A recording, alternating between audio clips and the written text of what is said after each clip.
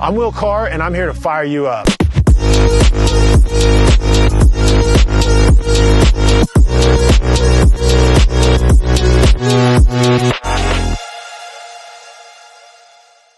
Welcome to the Will Carr Speaks podcast. If you are a single guy or a single girl, this episode is going to be for you. In this podcast, I sit down with Megan Thoma, who is a life coach, dating coach, who really just helps people be able to understand themselves, understand their desires, understand how to unlock the aspects of themselves that's really going to draw in the person that you want to be with. And so if you are the type of person, or you are the person who's looking for your partner and you want to be able to become your best version of yourself so that you can really draw in that perfect person for you, this conversation is going to be for you. You're going to love this. Stay tuned and enjoy the show. All right. Welcome, everyone, to the Will Carr Speaks podcast. I have a special guest today, Megan Thoma. She is a dating life coach who really just specializes in helping women be able to heal from traumatic past relationship experiences and help people, find their future partner. So with that in mind, Megan, thanks for coming on the show today. Yes, excited to be here and talk with you. Yeah, this is going to be fun. Yeah. So yeah, I think obviously, dating and finding your partner and love and romance, these are things that people really care about and spend a lot of time thinking about. So yeah, do you want to just, I'd be interested kind of first question, just what are kind of some of the dating misconceptions, or what are some of the biggest mistakes that you see people, making? Oh gosh, how much time do we have? No, there's lots of things. I think one of the main mistakes is women thinking that their life doesn't start until they meet their person. I know I was that way for a long time. Yeah. It's like my life is kind of on pause, waiting for the man to, have the wedding and have the family and all that. It's like, no, your life it's happening right now. You're not waiting on a man to live your life. So any woman who thinks once I find the man, I'll finally feel whole, I'll finally feel complete, I don't think those women end up necessarily finding their person until they feel that way within themselves. Yeah. Like we were talking right before we started about how you need to become your own soulmate. Yeah. And I really do agree with that. And I will say it's annoying as hell.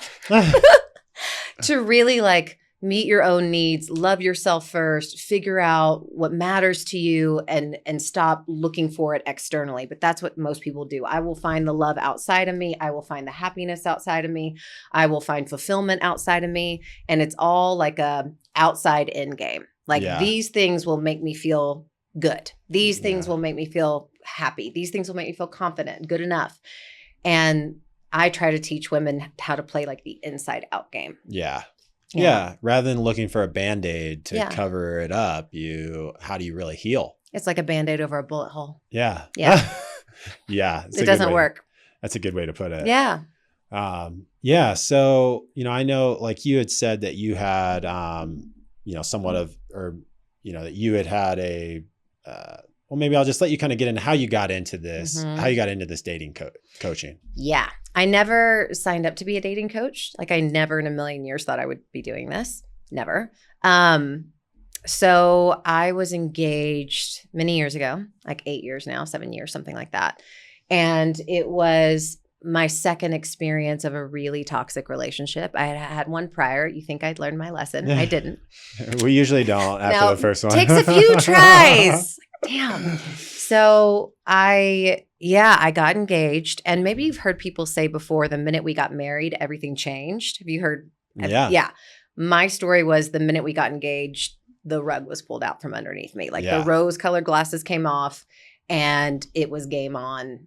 Toxic town. It was bad. Yeah. And I basically waited till it got to level 10 terrible to finally leave. And when I did, it was just put on my heart, this is the kind of help I want to offer other women so that no one has to go through this again.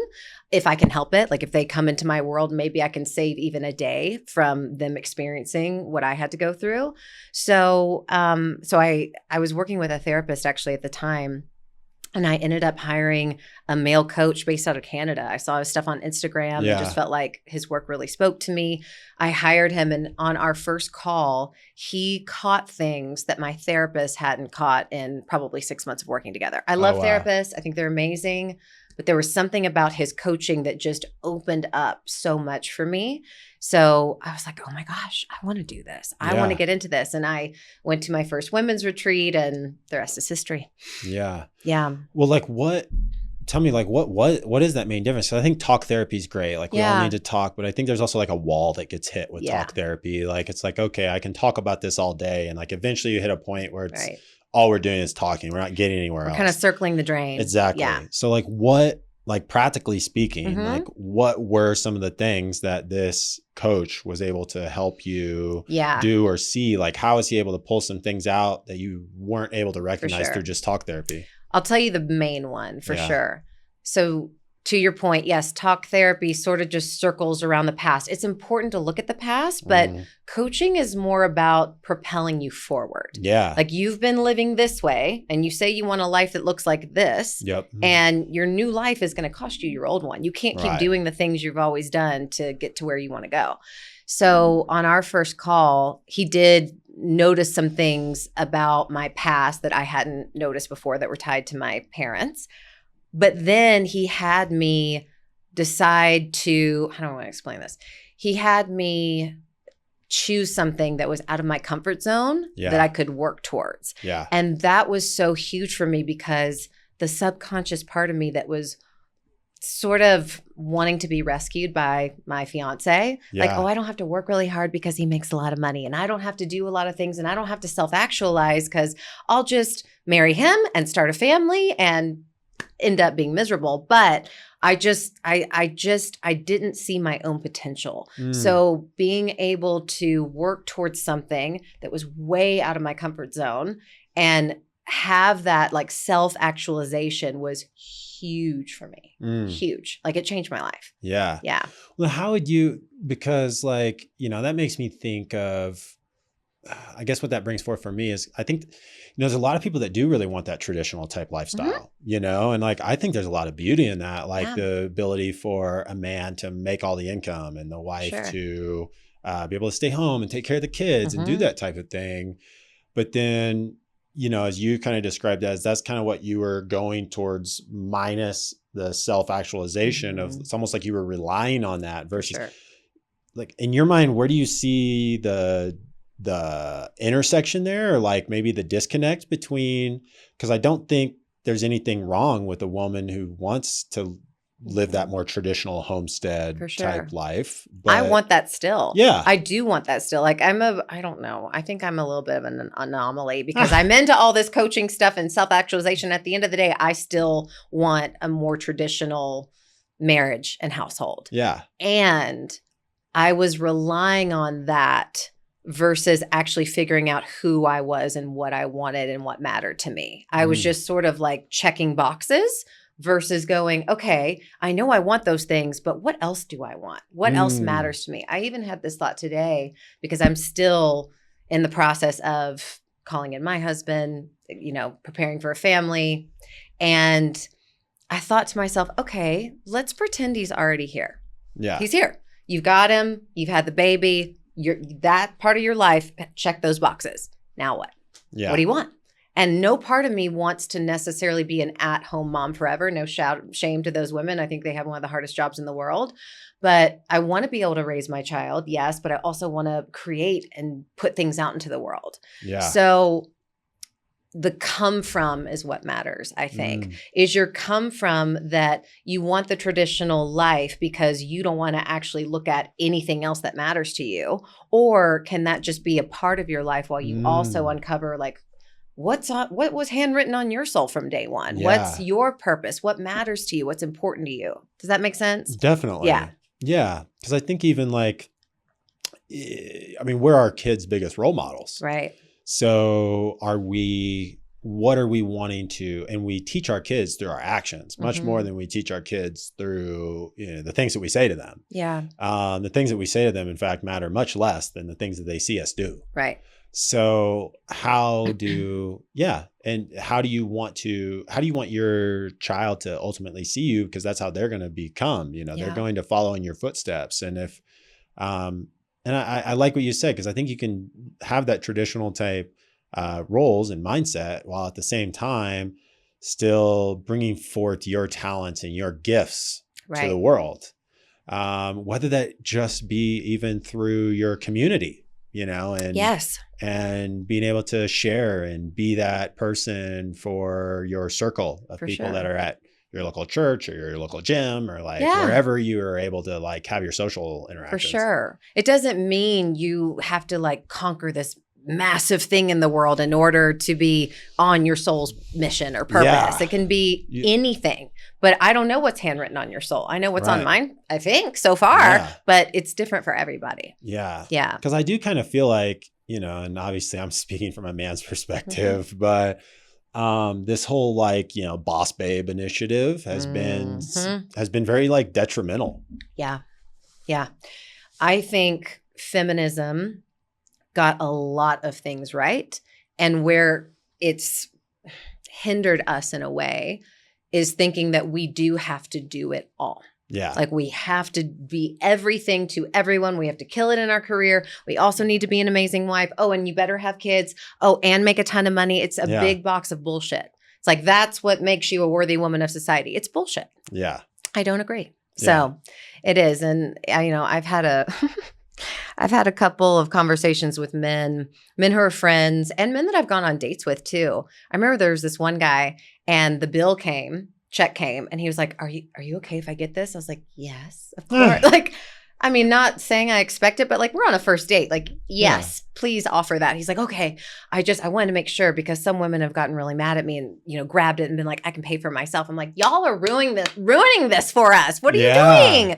We know, of course I can pay for it, but gosh, don't you also want to experience being courted and being cared for and taken care of? And you can tell me your thoughts on this, but I think all men to some degree, because it's primitive, y'all are wired to provide. You're 100%. Wired to protect. That doesn't mean women coming in should just expect you to now start paying their rent or, that sort of thing. But it's letting a man feel like a man. Yeah. To let him do those sorts of things. Totally. Yeah. 100%. I agree with that. Yeah. Because I also take the mindset of if you're a man and you don't have, if you don't feel like you are in a place where you can cover the bill or you can do this, then you don't really have any business dating. Right. Then don't ask me out on the date. Yeah. You should be going and focusing on your grind, focusing on your hustle. And because it's not you initially start dating someone, you're supposed to completely take care of them or something. Right. But it's as you're getting to know them and as you're getting to interact with them, I want to, I feel like that's something that I expect out of myself. For sure. So, but that's also why I think, and I'm not the dating coach, but, I think going on, I like first dates and even first, second, third dates really being more adventure style things. There's so many things we live and do here in Colorado, where it's I can ask you to go paddleboarding with me. Yes. Yes. Okay, maybe I pay for that paddleboard rental or something. Right. But it's not I'm not going to ask a woman to go on a first date and take her to a steakhouse. Right. Not because I don't want to pay for the steak. Personally, if I go out to eat, steakhouse is my favorite place to go because I have a great story on that, by the way. I'll tell you my story. I want that ribeye. Yeah. That's what I want to eat personally. So, I'm happy to pay for your ribeye too. Because you're probably not going to eat it all. I'm going to get some of yours. Yes. So, but that's why I think like when you're first starting to get to know someone, like I said, the paddleboard is a great example. Mm-hmm. Or like we live in Colorado, there's so many amazing hikes. Yeah. There's things you can do like that where you're not like expecting, it's like, because the whole idea, especially the first few dates is this person a person who I want to continue to date in a romantic way? Right. And maybe I find out that I really don't like this person at all. So, we don't vibe. So I don't want to hang out with them. Or maybe it's like, well, we're cool. Like I want to be their friend, but we're not, we don't have that like, chemistry. Yeah, exactly. Yeah. So, that's why I think, and if you lived in a different place in the world, they might not have as many options as we do here, but yeah. I think doing something active is great. Yeah. You get to kind of play, see if maybe there's a little competitive side. You're seeing yourself in a different environment. I mean, I'm like a very cerebral person. I love to talk. I mean, here we are, right? It's like I could talk and talk for hours. So going to dinner, I think is great. Yeah. But I really encourage people like go on dates where you can showcase your range. It's like, I see this side of her and she's dressed up beautiful at a steakhouse. And then I see her on a paddleboard, having the time of her life. It's like you see someone's range when you're dating, which is really cool to witness. Yeah. Well, tell me, you said something, you got a good steakhouse story. Oh my gosh. Share the steakhouse story. I've never talked about this on a podcast before. I think I shared about it on my stories a while back, but okay. What I'm about to say, I am not dogging this man for what he did per se. It's very entertaining and I find it hilarious. Okay. I can't wait. The story is called, we call him One Steak Jake. Okay? You can probably guess where this is going.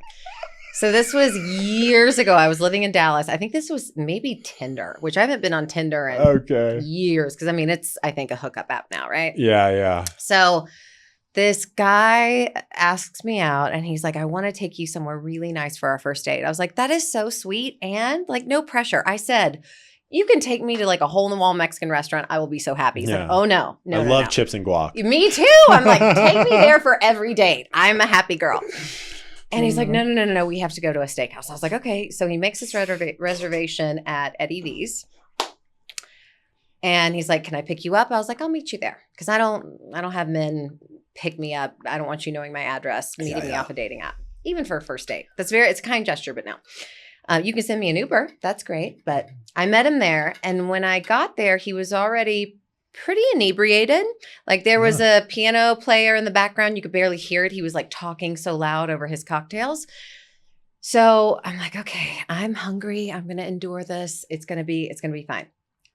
So the waiter comes over and I'd already picked out my steak. I'm going to have a little petite filet, maybe a side of a baked potato. I don't know. Yeah. Can't remember what I picked out, but I know I picked out a steak. And the waiter comes over. He's like, would you like to hear the specials tonight? Yeah, that'd be great. And whatever he said, there was like a ribeye option. And Jake said, does that sound good to you? I was like, yeah, like you should get that. That sounds good. And he closed the menu and he said, we'll have that. No appetizers. No dessert, no sides. We split one steak. Now, so he will go down in infamy as One Steak Jake. I mean, you can't make that up. And then he like tried to take me home and he was so disgusted. It was horrible. Oh man. But I was like, yo, why be so insistent and persistent on taking a woman to a steakhouse that you can't even afford? Yeah. I don't know what he was thinking. I don't know. I mean, all of his money really went to his alcohol that night and his one steak. Yeah. I mean, you can't make it up. Oh, man. I'm just trying to imagine a guy that can share a steak. I don't know. Right? I don't know what he was thinking. I don't know. But not everybody's 6'10" and 270 pounds. So God bless him. You know. I mean, my father loves that story. So it's made a good impression, you know. It's been a great story time for my family. Yeah. No, I my daughter's 10 years old, so I look forward to the days where she can tell me stories such as this. Yes. You know? And we can laugh about it. Jake might still be single by then, so you don't know. I'm sure there's plenty of One Steak Jakes in the world. Yeah. Unfortunately. But I mean, like what like I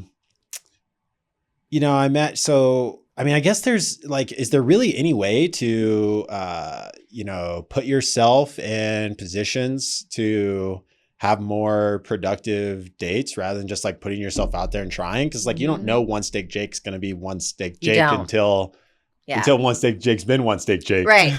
Well, I will say something that I do now, okay, for the women, and I would say this for men too, for the women who are open to being on the dating apps, have a FaceTime or phone call before you ever go out with a person. That to me is such a great vibe check. Totally. And you can waste such less time and be much less exhausted by doing that, because anybody can have, witty banter texting on the apps. Right. But once you see someone and you see how they interact and the questions that they ask, you can kind of get a sense like, oh, no, I don't want to go on a date with this person. Or, okay, I'm curious enough. Like, let's go on a date and see how we are in person. Because we are nervous system based beings. We're meant to be in rooms together. Right. So there's only so much you can tell through, any kind of app, even if it's FaceTime. But I do think that helps. That and, the whole putting yourself out there thing. I don't even love that terminology because it sounds like a lot of work. Like, I got to put myself out there. If I want to meet someone, I got to put myself out there and put myself out there.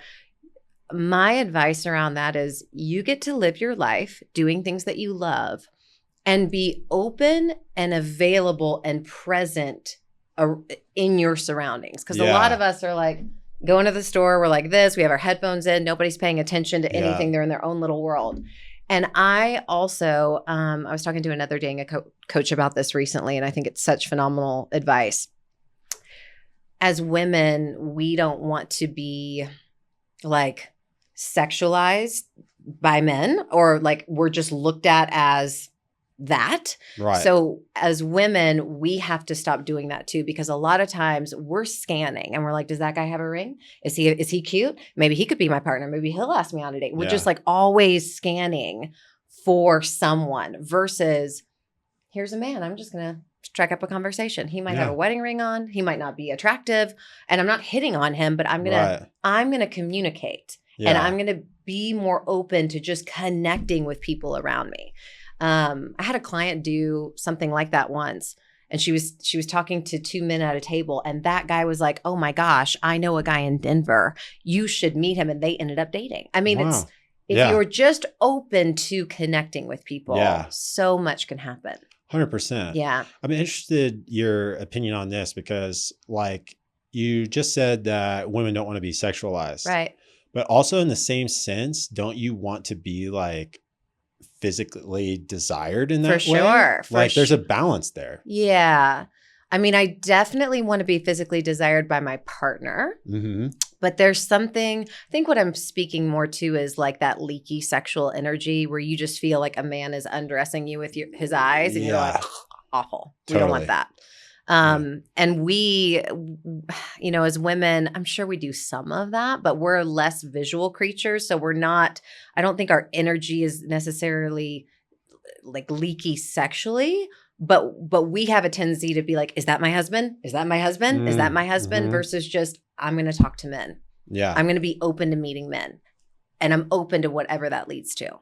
Now, it doesn't mean I start talking to someone and that automatically entitles him to my number or asking me or, going on a date with me, but I'm just going to talk to people. We don't talk to people anymore. Yeah. We're all just connecting on Instagram and Facebook thinking we're connected. We're not. Mm-hmm. So, but to answer your question, yes, I think every woman ultimately still wants to be desired by her partner and looked at as, wow, that's an attractive woman. Well, we don't want to be hypersexualized. Yeah. I don't, at least. I'm sure maybe some women do, but not the women I'm friends with. Well, and I'm sure that just comes down to like, it's the intention. For sure. It's like, as you described, wants to take Jake, like at the end of that date, him like being creepy and like trying to, know, like there's a complete difference between that and like just being masculine and being confident in yourself. And So, well, like, what are your practical advice? You mentioned dating apps. Mm-hmm. Like, what's your practical advice for people that use dating apps, and kind of what's your thoughts around dating apps? Because I think there's a lot of like, a lot of people try dating apps, they get frustrated with them, they quit, and they find themselves back on the dating app, 6 weeks later. Big cycle. And then they're just going through the same cycles. So, are you on dating apps? I've used dating apps at times. Mm-hmm. So, but in general, I stay off of them. And I mean, me personally, I'm just really, of course I want to find my partner and I want to like, I have my 10-year-old daughter who I raise full time and, I want to meet my wife and have more kids and have that like, real like intimate connection with someone.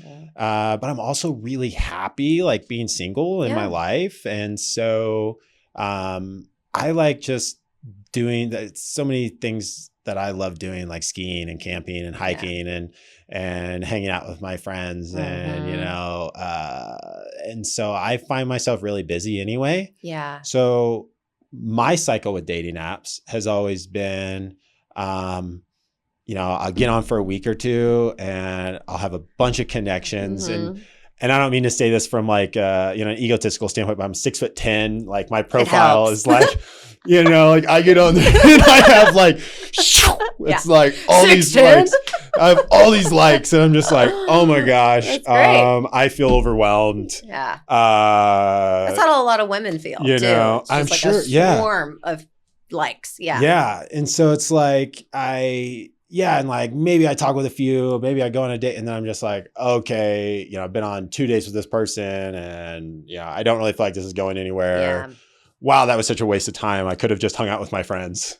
I get it. And that's been kind of my dating cycle the last few years. Last few years. So how long have you been single for? And then I'll answer your dating app About question. 2 years. 2 years. Okay. So it's interesting, right? Because I'm just going to say this as a little side note and then I'll answer that question. The saying that a lot of us have heard is the moment you stop looking is when it happens. But you're an example of not necessarily, because your life is so full and rich. You're not really looking, but it hasn't just showed up at your door. I believe like there has to be somewhat of an intention of like, I'm available for this. And there is a part of me that is looking. Yeah. That is looking, not like in a desperate, needy, graspy, like, I have to have it to be happy. And it's like, no, my life feels very full and rich too. And I think there's always a part of my heart that's like, but I'm really open to that happening at any given moment. Yeah. So, okay. So for the dating apps specifically, I talk about how I view dating apps as a vetting tool and not a vanity metric. A lot of women view it as a vanity metric. How many likes can I get? How many dates can I get? Are my pictures really good? Are they pretty? Are they good enough? Am I being cute and funny and flirty and witty in my prompts? It's like a popularity contest. And I'm like, it's not a popularity contest. You actually want to put things on there that are going to repel. Can I curse on this podcast? Yeah. You want to repel the fuckboys. You want to repel the men that are, want to have situationships. Now, if you're a magnetic, beautiful, fabulous woman, I think you're going to attract everyone's all gonna of like it. You, yeah. But the more intentionality you put about what you really want and who you really are and what you're available for, the more that's going to catch the eye and attention of a man who's on that same path. So my advice is share more of your heart, be more vulnerable, be more open, be more forthcoming about who you really are and what you really want. I mean, I had a woman who, all she wanted was to be able to get married and start a family. Like she wanted kids so bad. And that was nowhere on her profile. I'm like, girl, this is like, well, I don't want men to think that, I'm like, this is what you want. Put it on there. There's another man that's like, I cannot wait to get married and have my wife stay at home and her just have my babies. Like, your match exists. Put it out there. So that's really big. And then, of course, like I said earlier, a great way to feel less exhausted is to have a FaceTime or phone call before, or at least voice note. Hinge doesn't give you the option to FaceTime anymore. I think Hinge is probably one of the best. It's most like serious, people looking for more serious things on there, it seems like. I've had a lot of clients meet their husbands on Hinge. So voice notes, a phone call, or a FaceTime, just so that you can get more of a felt sense of who the person is. And stay off the "are we dating the same person" sites. Do you know about this? I've heard about them, but I don't know. Yeah. I get some of the intention. It's basically a place to just bash men where you've had really bad experiences. And there are some men on there that have been abusive and horrific things. And for that, I'm like, that's a beautiful warning. But I really teach women how to not need that stuff, where you can like trust your own intuition so strongly. I don't want to toot my own horn, but I can almost tell from a photo. I'm like, no, Like I can just feel it energetically. My spidey senses are so heightened just from what I've been through. And I've had to be really careful with that I'm not projecting past stuff onto new people. But I don't think it's it. My intuition is pretty spot on. Yeah. Because I'd say, I imagine, I don't know, I've never seen I haven't seen any of the other guys' profiles. Yeah. Yeah. So, I don't see it from that standpoint or that side of it. But probably from a way a guy presents himself, you can tell a lot. For sure. Yes. You know? And same for women, I would assume. Yeah. Because I've had some friends, friends that are girls show me some stuff and they'll be like, there'll be the profiles of the guy that's just like has his shirt off and he's like, like all that things. Gym pics, fish pics. And God bless them. Men aren't probably taking as many selfies or out with their girlfriends getting photos like we are. You guys aren't doing that as much. So you probably have less to work with. Yeah. So we've got to cut you a little bit of slack. But yeah, if a guy is freaking selfie shirtless pictures, got a drink in every hand and in every photo, it's like, no. That's one thing that's been really interesting to me, like when I have been on the apps, is that I don't drink. I might have a drink on a rare occasion. So when I see it's such a turnoff to me. Yeah. When I see the girls and they've got their drinks or they're cheersing or they're like, what does a perfect day look like to you? Margaritas on a rooftop. I'm like, brunch. Yeah. Rosé all day. Yeah. You're like, nope. No. So that is interesting because I'm sure, because there's probably also the guys that they present themselves and they're like tuxedoed out and they're like, Rolex and I've seen some on there. I'm like, this is AI. Look at my BMW. Yeah. One guy was walking with a plane in the background, but it was like a commercial plane. And then there was also a car in the background. I'm like, so there's a Bentley sitting there with the plane. I was like, this is AI. Yeah. That's weird. Well, it's even like, what are you trying to attract? Yeah. Well, and to your point earlier too, the things that we've made important that actually aren't, like, no offense, what a gift that you're 6'10", that's awesome. But like, why are we making that the most important thing? Right. Your height? Like that's the least interesting thing about you. Right. You know what I mean? Yeah. So what do you think? So that's I'm going to throw it back to you now. Okay, cool. I love it. Because I do think women sometimes, this shifts a lot if they come into my space, but they put a lot of overemphasis on things that don't really matter. Like, how tall is he? How much money does he make? Depending on your lifestyle, I do think someone who has ambition and drive is great, but they don't have to be freaking multimillionaire when you meet him. Does he have a dream? Does he have goals and ambition? That's, my thoughts on dating potential. You can really date someone's potential if he can see the potential in himself and is working towards it. He doesn't have to be there yet. Okay. So that's what women tend to overly focus on, and it doesn't lend the results they're really looking for most of the time. Where do you think men put their overemphasis on, put too much attention on? It's like, all right, does she look good in a bikini? Is she hot? What else? Like, what's the main driver that you're like, that's actually not that important, or it's not everything? Because I do think you get to be attracted to your partner, period. Totally. But you get what I'm asking? Yeah, I think, that's probably what you just mentioned is the initial, first thing that probably there's too much emphasis put on. Yeah. Although I do think it's important. I want to be incredibly sexually attracted to my partner, my future wife. But that goes back to what I was saying earlier. I might see someone on a dating app and it's like, oh, they look great in this bikini. But then I'm also like, is my future wife putting themselves out there in skimpy little bikinis with her ass out to everybody? There you go. And then at the same time as that person, are they in their little bikini, cheersing their vodkas? You and the cheers. Don't ever cheers if you want to go on a date with Will. I'd much rather see you on a paddleboard, if you're going to be, you might be in a bikini on the paddleboard from a distance. That's more you're my wife there future. She is. Yeah. Yeah. And not that I think it's if I was a beautiful, very physically like fit woman. It's not like there's shame in like also showing your figure. But there's definitely a difference between like a classy way and an unclassy way.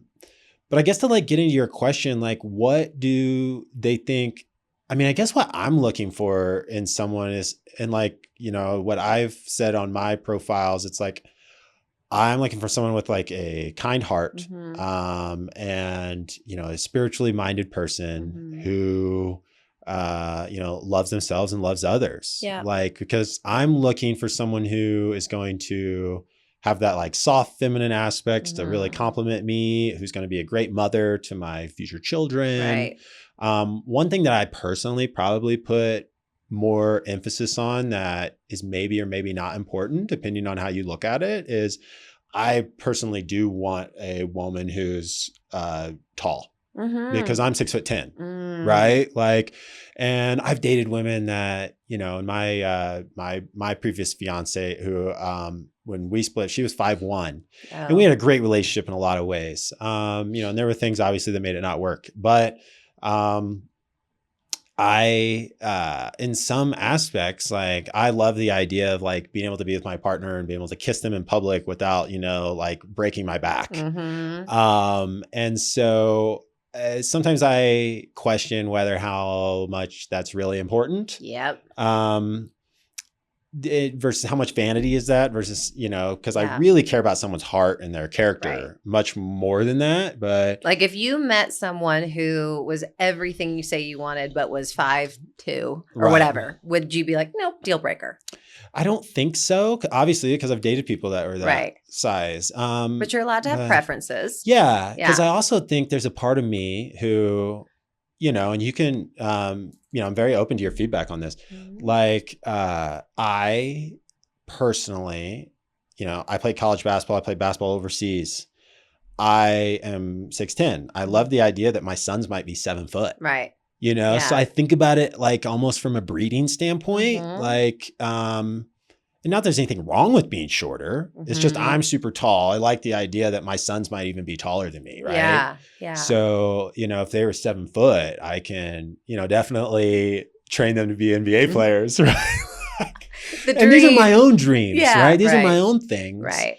But like when your sons may want nothing to do with that. They might not even like basketball. They might be like, Dad, like, shut up. I wasn't even cool that you did these things. Like, you know, hopefully not. But I just want, well, I'm sure all tall girls are clapping and jumping for joy because a lot of really tall men are like, oh, I just want the little bitty girl. It's like, no, there are tall men who want tall girls. This is good for women to hear. Yeah. So, and I think it's also wise to not, again, same advice I'd give to a woman. Do not put all the importance on height. Like it is really the least interesting thing about someone. Yeah. But I do think, you know, height is something we don't have control over. Right. But the way we take care of our bodies, like that actually speaks a lot to how someone cares about themselves. Right. Because if you are completely out of shape and you don't take care of your body, like what does that say about you as a person and your own self-worth and your own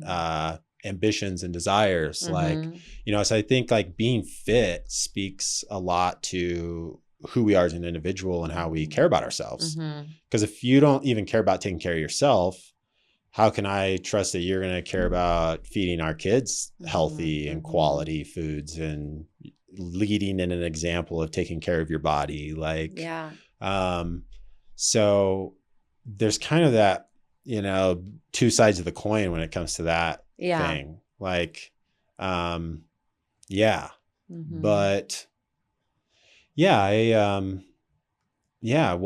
I don't know that I really answered your question because I'm not sure there's really anything outside of, I don't know. I'm trying to think of other things, but it's like, for me, I could care less about how much a woman makes as far as money. Like, I would rather see a woman who just is enthusiastic, and like the most attractive thing to me is like someone who's like vivacious. Almost like that golden retriever to, you know, like energy of just loves life. I want to see someone that's in love with life. Yeah. Because if you're in love with life, then we're going to have a lot of fun together. It makes a radiant woman. Yeah. A woman can be in her freaking 80s and 90s and she's so radiant if Yeah. she's vivacious. Totally. Yes.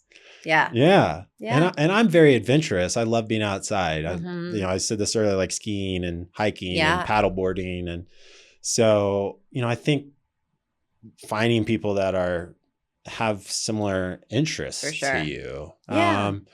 Because, it's not like necessarily, I don't need my wife to have to go ski with me every time I ski. Mhm. Like, in fact, sometimes I probably would rather just go with my friends. Yeah. Right. Yeah. But to know that if I'm gonna ski 20 days a year, you might come with me half the time. Right. That's Yeah. cool. Well, it's interest and it's also like lifestyle choices. Like this is how you live your life. You're an active, adventurous person. So it would behoove you to have a partner who wants a similar lifestyle. Mm-hmm. Yeah. Yeah. Yeah. Makes sense. Okay. So you've got the same height thing that most women have. Cool. Yeah. Kidding. I'm kidding. It's I get it. It can be a thing, but it sounds like you have a preference, but it's not a deal breaker. Right. And that's the sweet spot to be in. And I think the dating apps kind of like exacerbate that though, right? Like, cause you mentioned like trying to put more of your stuff in the answers, like that are really real and authentic. Mm-hmm. But for the most part, the dating apps, even the better ones like Hinge that you said, it's Yeah. still like, here's the top picture. Here's a couple pictures. Right. I'm making a judgment on someone in 3 seconds based on their first 2 pictures. Right. And well, are you reading the prompts? I mean, I probably, but here's the thing I would say, I would say I read the prompts after I've made a judgment of the first 2 pictures. That's fine. Can you, I think that's fine, but how harshly are you judging? Does it have to be a 10 out of 10 or can it be like a 6 or a 7 out of 10? It's like, let me just check the prompts and see. Personally, I'm probably making a pretty hard Okay. judge after the first couple pictures. Mm-hmm. So your invitation might be to scale that back a little bit. Mm. Just see what changes or opens up when you read. Because even getting into the practice of reading more of the prompts gives you a snapshot and a visual of like, oh, this is what's here. Like this woman who might be a 10 out of 10 made 0 effort on her profile. Mm-hmm. There's like nothing here that tells me who she is. She almost relies on her looks. Mm-hmm. Maybe we're making a judgment call. Yeah. Versus someone who maybe is like 7, 8, whatever, who says something that you're like, whoa, that stands out to me. Maybe I should just see if there's something there. Because I fundamentally believe attraction can grow. Totally. I think there has to be initial attraction there for sure. Mm-hmm. But I mean, I don't know. Like, have you ever had the experience where you met someone and you're like, they're good looking. It's not the hottest person I've ever seen or the hottest person I've even dated or been with, but they're good looking. And then it's like off the charts at some point. I've had that happen before. I don't know if everybody has. Yeah, I think definitely that I've definitely had people who my attraction to them has grown, Yeah. over time of getting to know them. Yes, For sure. for sure. Or the other way around. Yeah, you're initially you can attracted lose to it. them. Oh, and for then sure. You start to get to know them and you're like, wow, Right. yeah, Yeah. this is not near, this isn't what I thought it was going to be. But I think I'm also coming from a standpoint, and I think that is, this is kind of the interesting, because I feel like I'm open to meeting my person whenever, but I'm also very open, like, I'll have friends that have introduced me to people recently, or like, I have friends that introduce me to people. I'm an eligible bachelor. Yeah. So it happens, and then they'll all want to be like, oh, have you talked to them? Like, how much are you talking to them? Like, blah, blah, blah, blah. Gosh, and that kills it. And then I'm just like, The pressure. I am not, like, I'm open to finding my person whenever that day, but I'm open to that being later this afternoon. Mm-hmm. And I'm just as much as I'm open to that being 5-10 years from now. Right. Yeah. Because, and I think that's where it comes back to, because you see so many people that just get into relationships because they're like, I want to be in a relationship so bad. Right. And it's like I gave the advice to a friend recently, you have to crown yourself. Like I think I said this before we started podcasting. People run around with a crown, Yeah. They're like, Is it you? Is it you? Is it you? Yeah. And it's like, no, crown yourself, like love your life, enjoy your life. And I think like the fact that I have a 10-year-old daughter has made that easier for me. Yeah, for sure. And especially because I have her almost all the time. So it's like, I'm not like at home every night alone by myself. Yeah. Like, I don't feel lonely. Right. Like someone And a lot of men do. I think so. A lot of women too. A lot of people just feel lonely. Like I said to someone the other day, I'm not lonely. I'm just single. Yeah. Yes. Yes. I love that. I'm not lonely. I'm just single. Yeah. I have so many friends, a great community. Like I'm so busy. I'll be on 2 softball teams this summer. Like I do so many fun things. Yeah. Like, I take my daughter to her activities. I coach her sports, Cute. I am constantly doing things. And so for me, it's like, I'm open to meeting my person, but I'm also completely satisfied and content in the meantime. And then also having a daughter, like one thing that I really think about is, and it wouldn't have to just be a girl, like I could have a son. The point is she just turned 10. I have this window with her and I'm open to that window being shorter or longer, but whenever I really start to get serious about someone, inevitably I'm going to spend less time with her. Right. Inevitably, I'm going to have someone else who I'm sharing more time with. Sharing the space. Yeah. Yeah. And that's not good or bad. It just is what it is. Right. Like, because there's only 24 hours in a day. There's only 7 days in a week. So, and also at 10, I'm with her being 10, I am still, I'm still like her, and I'll always be her rock to a degree for sure. Yeah. But like, as she starts to get older and 4 years from now, she might go on her first date, a year or 2 after that, she's going to be driving on her own, going out with her friends. Like inevitably, I will spend less and less time with her. Like I will always have a great relationship with my daughter because we are so close and tight. But like, so for me, that also makes me feel like I'm in no rush. Yeah. So, and as a man, we don't have the biological clock either. No. So jerks. I know, I'm sorry. But like, you're forgiven. It's fine. I know. And like, and if women take care of themselves, you can definitely have, children well into your 40s. Like, oh my gosh. I have someone who had a baby naturally at 50. Wow. 50. And so it's totally like, I think it's just hormonally, like by the time you get into your 30s as a woman, you're like really feeling it. So I also respect that makes my own situation a little different. Right. But that also makes me feel like I can be more picky. Yeah. Yeah. Because you're not in a rush. Yeah. Yeah. I think we should all be a little more picky. But also, I'll contradict myself now. Yeah. So, some of us, I think, are searching for the perfect person, and there is no perfect person. Right. Like the perfect person is the person you choose to build with.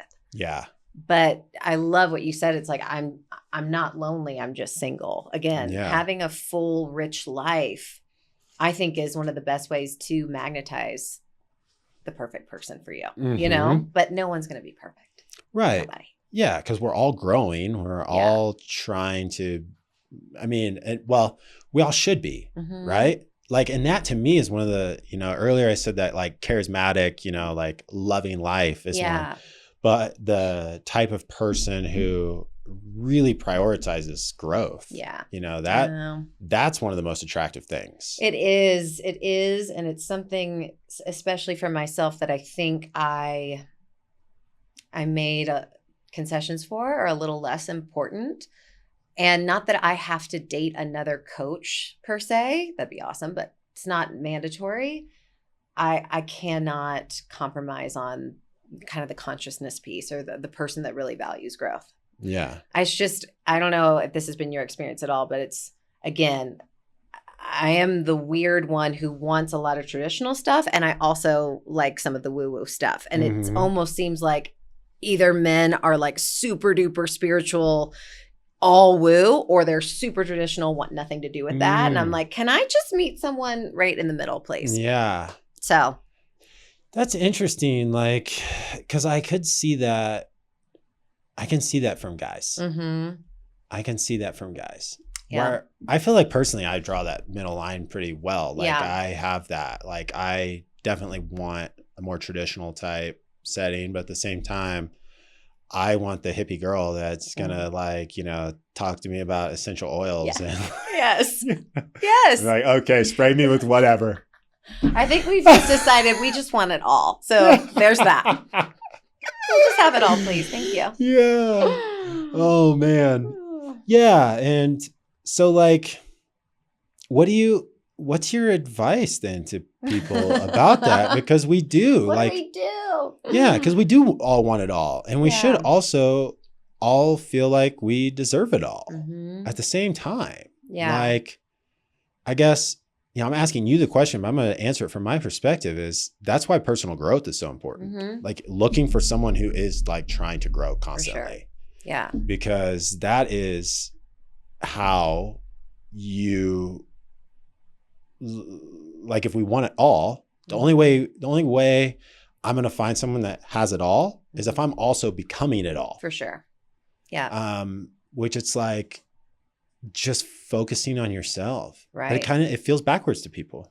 Well, I always say like, I'm not perfect and I'm not asking for anything that I'm not. I'm not asking for a man to be anything different or more or better than that I'm willing. Like, how do I say it? You know what I mean? Like I'm trying to think, how do I actually word this? Yeah, I'm not asking for anything that I'm not. I'm not asking a man to do or be anything that I'm not willing to do or be. So I don't think anyone should settle, but I also, you know, it's kind of a conundrum or a paradox.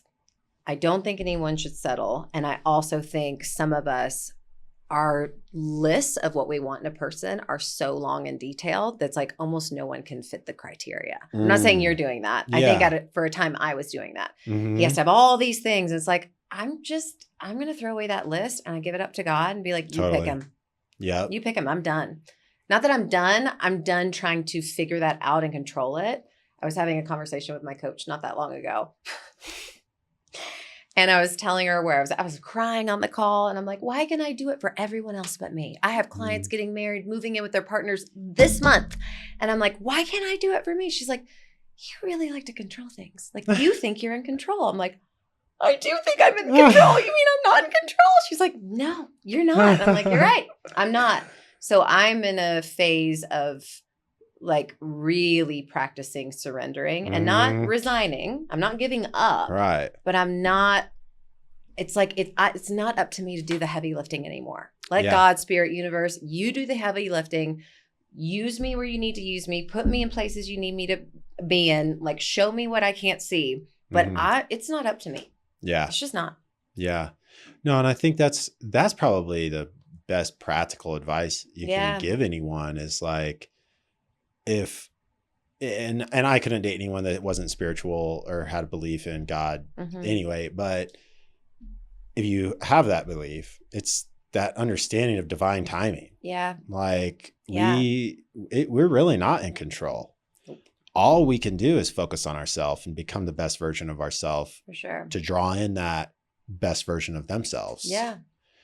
I am curious though. You say like you made the comment, you know, I'm able to do it for all my clients, so I can do it for me. Like what's like the one or two things that you see as like the biggest shift in your clients that people can take practical steps that helps them become that magnet or helps them finally draw that in and find their person? Well, and I need to stop saying that too, by the way. I'm being vulnerable right now. I'm saying like, that's a thing that's come up for me, but I need to probably let that go of like, I can do it for everyone. Like that's an old wound that I don't need to keep anymore. Because eventually that won't be the case anymore. Right. Exactly. You'd be like, I found my person. I'm still helping all these people. I did it for all of us. one of the main, like the fundamental pillar or core at the bottom of all of my teaching is vulnerability.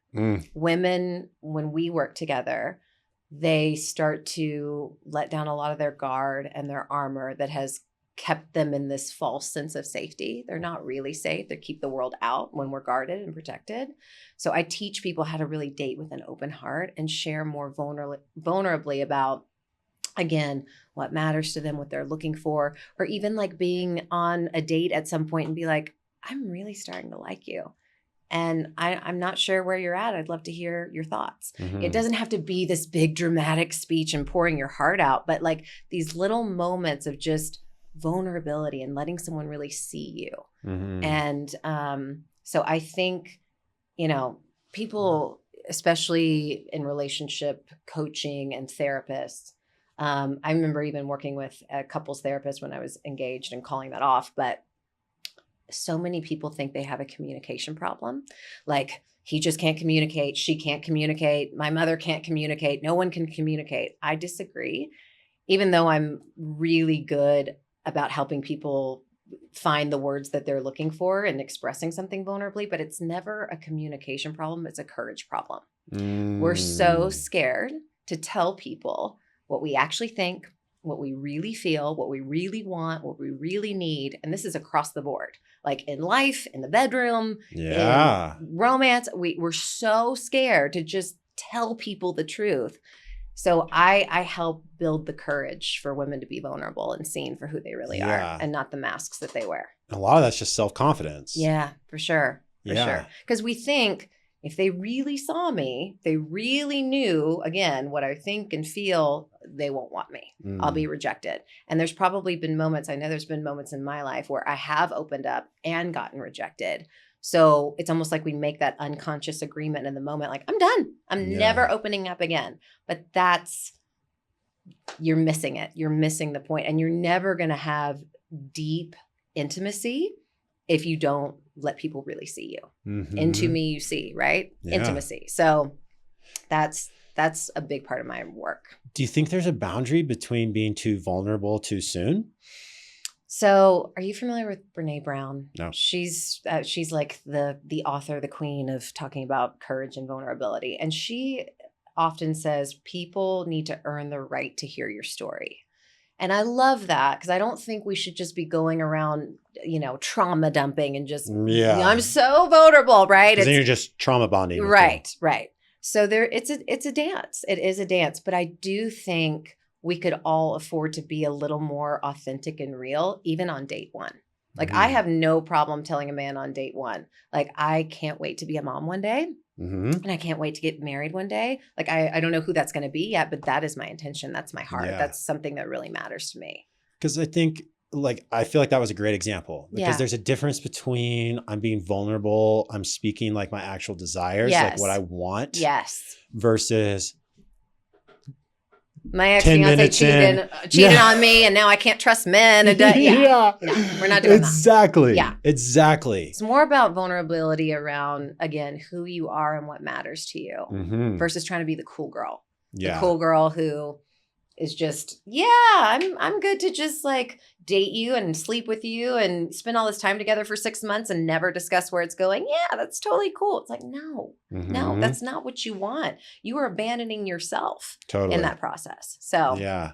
Because I would even say probably most women that do that, or guys too, like they ultimately want something, but they're kind of just like hoping that like by keeping themselves in a situation, it just like naturally becomes what they think they want it to be, versus like actually taking initiative and speaking what's authentic and true. For sure. And how often does that work out? Never. Staying in those relationships, they go nowhere. So yeah, it's a dance though. It is. It's a delicate dance of, it's like nobody wants to, it's like when you're in the line at the grocery store and you ask someone like, how's your day? It's like, well, my dog just died and this happened. And it's like, okay, we're not doing this like oversharing thing. We're just not playing it cool. Like you don't care when you actually do. Yeah. And there are women in spaces, I mean, even some of my clients, they're like, I don't want to get remarried. I want a relationship eventually, but I was in a 20-year marriage and I just want to get my feet wet. I want to be out and about and meet men. I'm like, great. Yeah. Like, there's nothing wrong with that. If you want it to be fun and casual and light and you're learning about yourself and your preferences and what works for you and what doesn't, amazing. Let's do that. It's not like you have to, if you work with me, you have to like want to meet your person. I meet people where they're at. Mm-hmm. But even in the casualness of that, you can still be more forthcoming about who you are than, again, just trying to always make the perfect impression. Yeah. You know? For someone that's trying to meet their person, what are some like what are your suggestions for like the best places for them to do that? I think outside the apps, obviously. Yeah, I think so. If I'm speaking to women, because I used to do that too. I'm like, where are all the men? Where do they go? Yeah. Where can I go put myself that they'll be there? And my fundamental belief is men are wherever you are. Like wherever you are. I'm not going to like spend my Sunday at a sports bar. I could care less. Even though I know there's a hub of men there. Yeah. I'm not going to go to a sports bar. Yeah. I don't want to be there. Right. And again, I want to meet someone, to your point earlier, who has similar lifestyles as I do. So I'm going to go to places that men are around. Yeah. That I actually enjoy. Yeah. I'm going to go to my favorite coffee shop. I'm going to go to personal development workshops. Yep. I'm going to go do active things and go hiking. I may join a run club. I'm actually thinking about doing that right now. So I'm like, I'm just going to live my life doing what I love, knowing that men are going to be there. Now, there is, I used to teach hip hop dancing not far from here. Cool. And it was all women. I'm like, okay, probably not going to meet my guy here. And if I'm just going to Legree or Pilates or yoga and it's all women, okay, well, maybe I go to a Barry's class once in a while or go to the gym, where men are. So, but I think fundamentally men are wherever you are. Yeah. And vice versa. And I would say though, from a guy's standpoint, going to the yoga class is a great idea. Great for men. Exactly. Exactly. Go to the yoga class. Yeah. Well, especially it's like, I think that comes back to also, what are you looking for? What are you prioritizing? If you're from a guy's perspective, if I'm looking to find a woman who cares about her body and cares about taking care of herself, things like a yoga class are great because someone that wants to take care of themselves is going to be at a yoga class. Right. But I love that general thought of you're going to meet someone if you love being outdoors and you love hiking, for sure, you can meet someone on a hike. You can, meet someone at, gatherings, meetups, like I mentioned earlier, like one of the best ways that I've met people is because people introduce me. Exactly. It's like through a network of people. For sure. Which is a great way to meet people because then they're almost kind of personally vetted in a way. Yeah. Yeah. Definitely. Yeah, it's very smart. And letting it be known too. A lot of women sometimes get embarrassed about this, but you can meet, again, to your point, you can meet people through your friend group or through the community. So when you go places and you meet people and they ask you about what do you do and how, what's going on in your life, whatever, it's like, I'm actually dating right now. Yeah. So if you happen to know anybody, like put it out there again, what you want. It's always listening. Mm-hmm. God's always listening. Totally. And I like to look at like all the people in my life. It's like, this is my team of angels that are going to help that come into fruition one day. It doesn't have to all be on me. Again, I'm not doing the heavy lifting. Yeah. Yeah.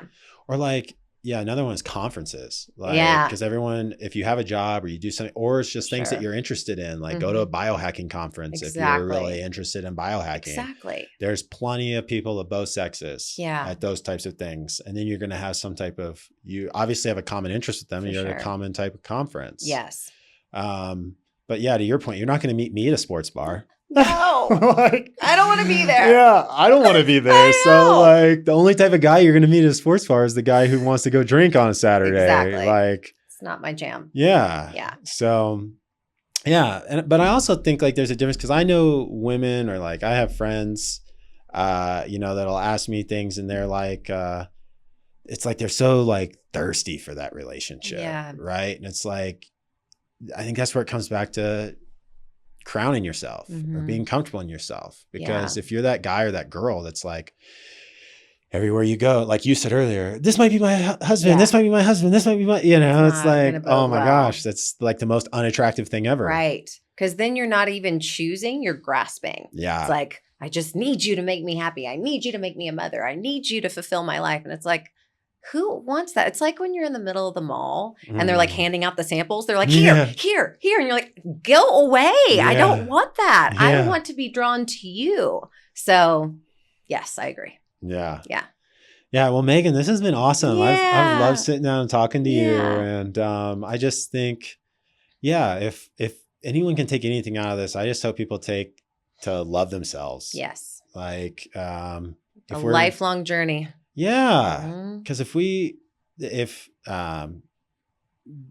I think you said something along these lines earlier. It's like if you're not whole and you're trying to find someone to make you whole, you're just going to find someone else that's not whole. Right. And you're going to make this really like just a bigger unwhole.